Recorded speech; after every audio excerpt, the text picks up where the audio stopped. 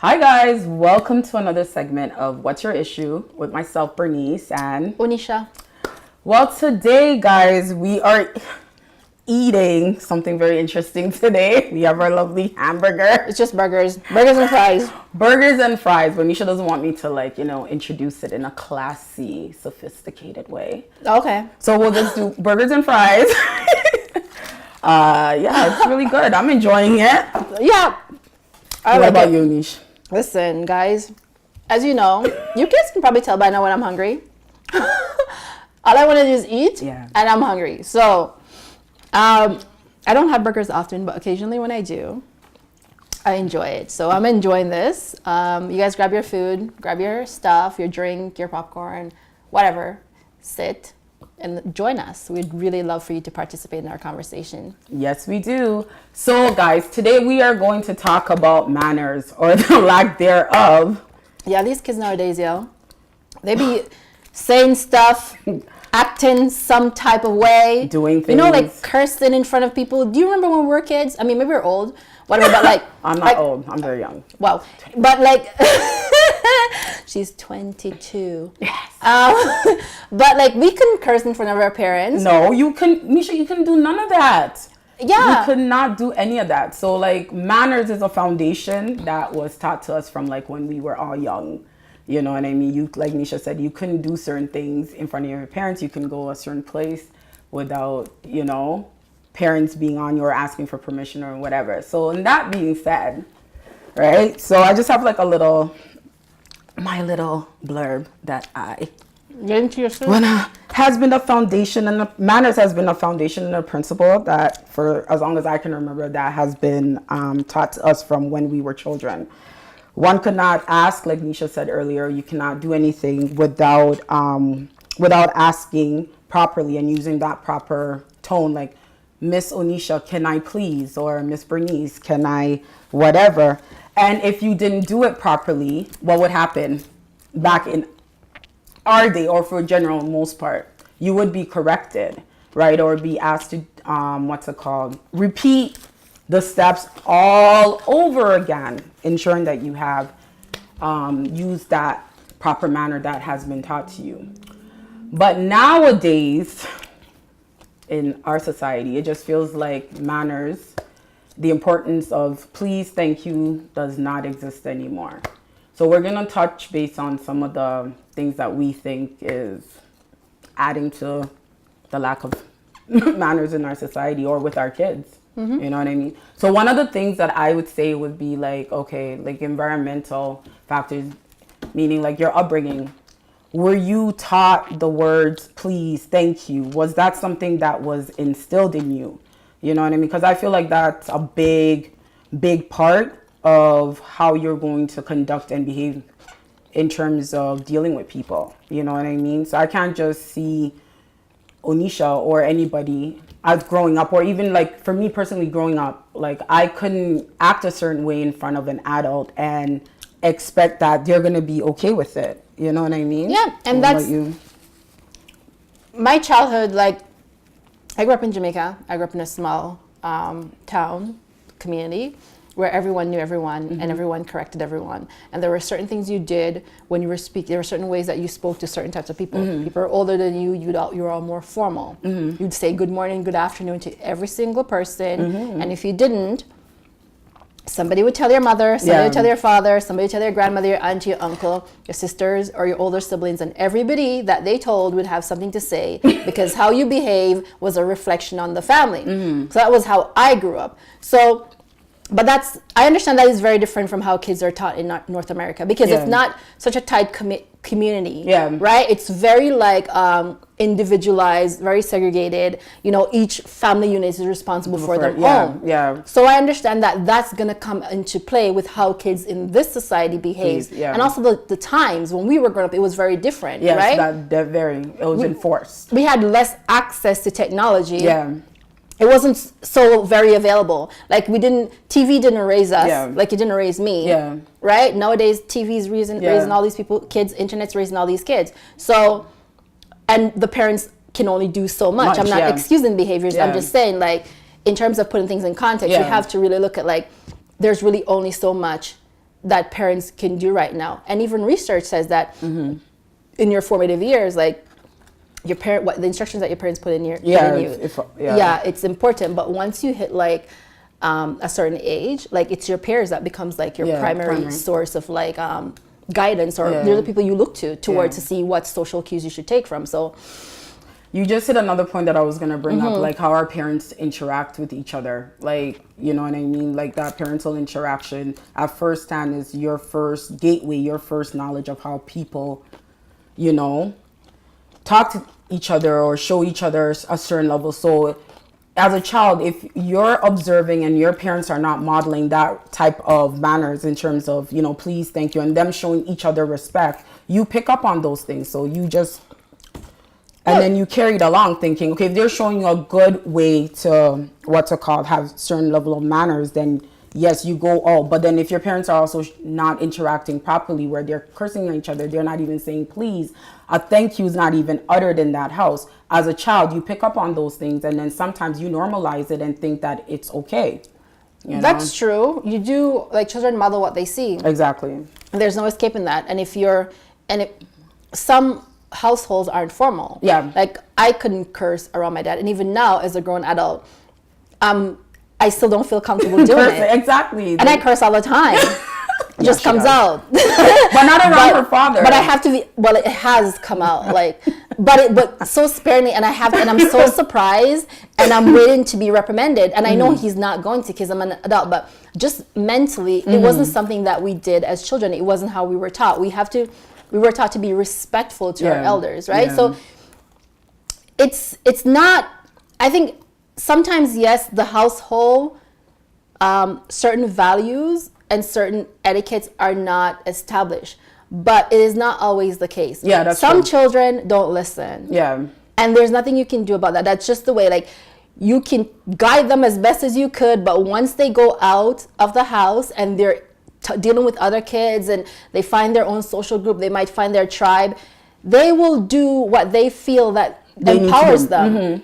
Right? And sometimes that's being rude and disrespectful to everyone, including adults. Okay, do you think if limits were set from the beginning, Nisha, that type of behavior would be nurtured in terms of them going out and not I don't think so. I don't agree with that. And I say this because I think that it's an individual, there's certain things that govern your behavior. Yeah, definitely. Right? Like your values as your family, the environment that you grew up in, and also what social expectations, right? And your peer groups. And I think all those factors taken into consideration, it cannot just be just this one thing. Yeah, definitely. Because there are children whom, as I said previously, will get all the right teachings, and then they go out and they want to try everything. Maybe they're more adventurous. You know, they want to try things that they were taught that you shouldn't do. Yeah. They want to say things that they were taught that they shouldn't say. Yeah. And so it is not really fair, in my opinion, to pinpoint, or it's not even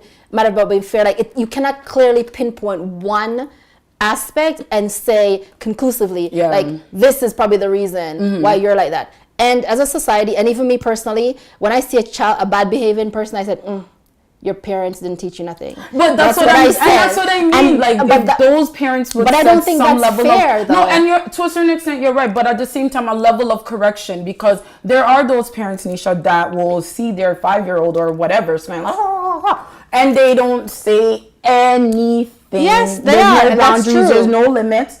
So, but I'm saying, do you think if at least, let's just say, while little Johnny or little Sarah was like, you know, running wrong bunch of swearing at you and whatever, if the parent had even said, hey, and set a certain level of a limit, I'm not saying it's gonna like change their whole world and not make them go out, because you're right, some kids are more adventurous, you know what I mean? I remember being a kid myself when I stepped out, freedom, right, you know, let me do this because my parents aren't there, you know what I mean? But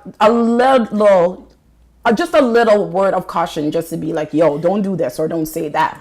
You don't think that little ounce might have an inch of change, possibly? Of course it does, but my point is that is not the only thing. And I agree right? with you, yeah. And I of course you need to discipline your kid. You need to correct them, because you as an adult figure, you're providing guidance, right? And that is your responsibility. A lot of people have different theories about how to raise children. That's fine, but the bottom line is children are like sponges. They absorb everything around them, and what you put into them is what you're going to get, and what they think is normal is how they're going to behave, right? And there's certain behaviors that are just socially not accepted because it's harmful to them, their overall physical health or their mental health, and you want to prepare them to be mentally, wise people, that's adults, right? Mentally healthy adults and physically healthy adults.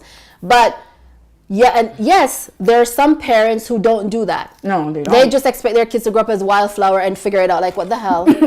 Without any type of training. Any type of guidance. Yeah. But their parents who are like dedicated, committed, put in the right step of guidance, right? And their kids still come out. It's true. Like however they want to come out. It's true. Come out like wildflowers too. It's true. We see a time hundred times, but so it's true. It's not just one factor. No, it right? isn't. It's not a simple. There are lots of contributing factors why certain children are certain types of way. But in general, if we're talking about children specifically in this society, do I see it's very different from when I was growing up. Very different. Very different from like little 10-year-olds, 11-year-olds like swearing, cursing, just saying words and things that you wouldn't attribute to children so young. And the funny thing is, Nisha, they say those things, right? But they don't even know what it means.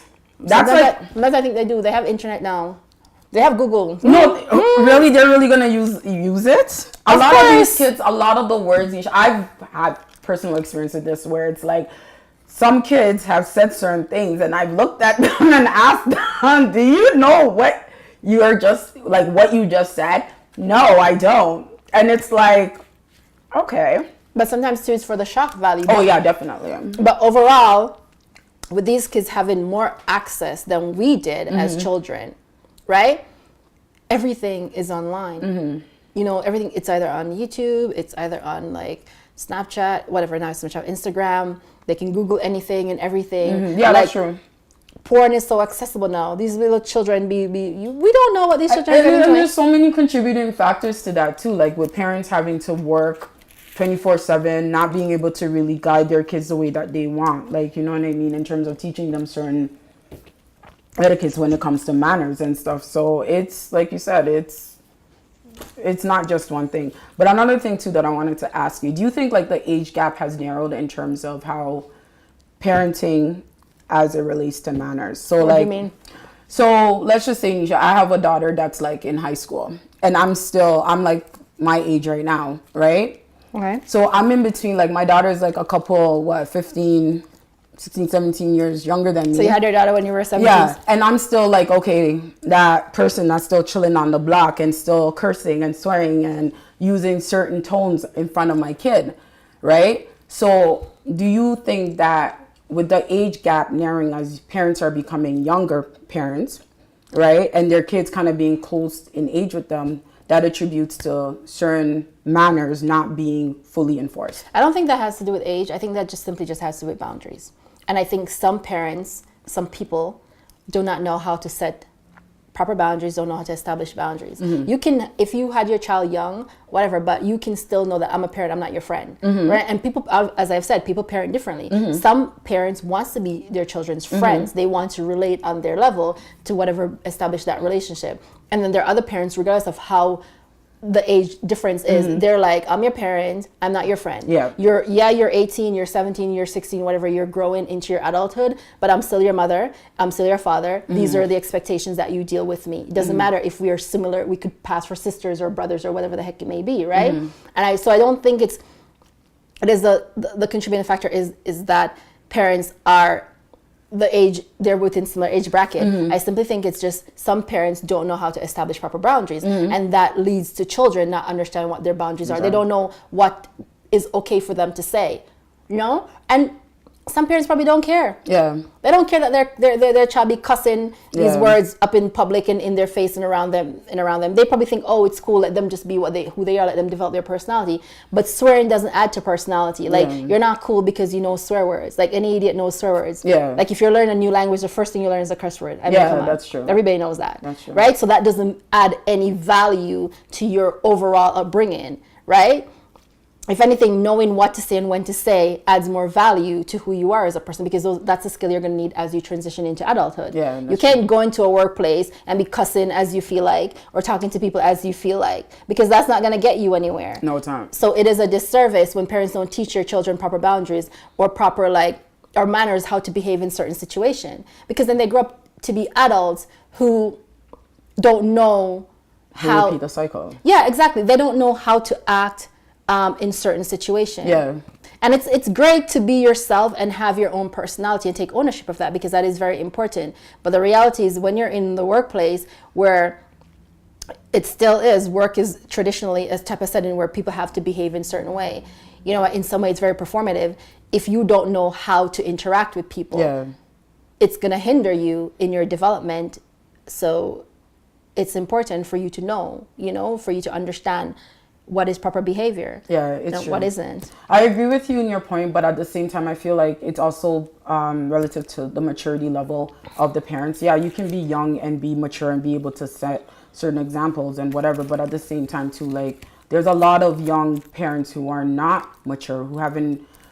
But it doesn't have to be young parents. Just no, I mean old parents. So you're right, Nisha. Like, you know what I mean? Like, you're still chilling on the block. Like, are you serious? Like, you have a 15-year-old at home, and your main thing is to be somewhere chilling or like partying or whatever, when really you should be at home. Like, and not to say I'm not discrediting anybody. If that's what you want to do, that's you. But at the same time, like, you do need to mature in a sense and look at yourself and reconcile and say, yo, I'm older now. I do have a child. You know what I mean? I have to learn to be mature, to be able to set certain boundaries that would be feasible for myself and my child, so that they can learn proper social manners to be able to function, whether at work, at school, wherever. So as a parent too, if you're standing on the block or doing whatever and you're swearing, calling your child, like, if I'm calling my son or daughter, yo, so-and-so, get the fuck over here. Excuse my language. Like, you know what I'm trying to say? Like, I mean, those are the things that these kids are going to be picking up constantly, you know. So then when they go out, I don't think what you're saying isn't valid, because I think that's the general basis of like what we're talking about. Is like, if parents themselves don't set the foundation, then your children will inherit whatever it is that you put out there. Exactly. And that really just becomes a cycle. Yeah, definitely. And then it's like, these things there, you're not there. You know, they're looking to TV, social media, and like a lot of the stuff that we see on social media is not teaching our kids anything. If anything, it's just making them worse, because there are no manners. You're not teaching them any etiquette that will better themselves. Even the lingo, the way they talk, Nisha, like, you know. So I just think, like, you're right, Nisha, too. It's not just one factor. It's encompassing of a lot of different factors that need to be taken into consideration as to why, you know, manners is not taken seriously like how before. And like, we also have to take into the consideration like the generation gap. You know what I mean? Back then it was like, and now this generation, it's like, yo, I can walk up to Anisha as a 15-year-old and yo, bro. No, they can't. They know. But we do see that. They know you, because they'll be like, yo, don't talk to me like that. But other people are okay with that type of, you know, what's it called? Yeah, other people are okay. Yeah, other people are okay. So I just think that we just need to kind of go back. If you're big on kids having manners, I mean, continue to educate, teach, correct them as you see. You know what I mean? And understand that it's not going to correct itself right away, but putting in that effort. Hopefully, it will sink in, or it will not. But I think it's our responsibilities as adults to guide children. Definitely. Right? And, you know, regardless of how a child may appear, you have to understand that children don't just appear the way they are. There has to be like some type of situation that has happened to get them to the point where they are. And we as adults, we always need to be mindful of our impact on the kids that we interact with. And even if you see a kid who you're like, this kid is so damn bright, I can't stand him, you still have to think that is still a child. Yeah. And they weren't taught properly, and they still need to learn. And you can't add negativity to them. Exactly. Right? You need to be a positive influence, or just don't interact at all. Exactly. So as an adult, we each have a part to play, right? Definitely. So, Nisha, what do you think is adding to kids not having manners in our society? Didn't we already answer that? Yeah, it's just a joke. Oh. Yeah. Okay. A whole bunch of stuff. A whole heap of things. So to just wrap it up, guys, it's not just one thing that we can identify and say, yeah, this is why they don't have manners. Like, it's multiple of things, different age gap, you know, was the foundation instilled when they were younger, like, is your household strict, is your household not, like, all these different factors. Parents, are your parents around, like, are they able to guide you the way that they want? And the personality of the kid. Exactly. Some kids just don't learn, they don't care. and that's just how it is sometimes. So guys, we hope you guys liked our topic for today. What's it called? Let us know what you guys think. Like, subscribe, and share. Okay. Take care. Bye.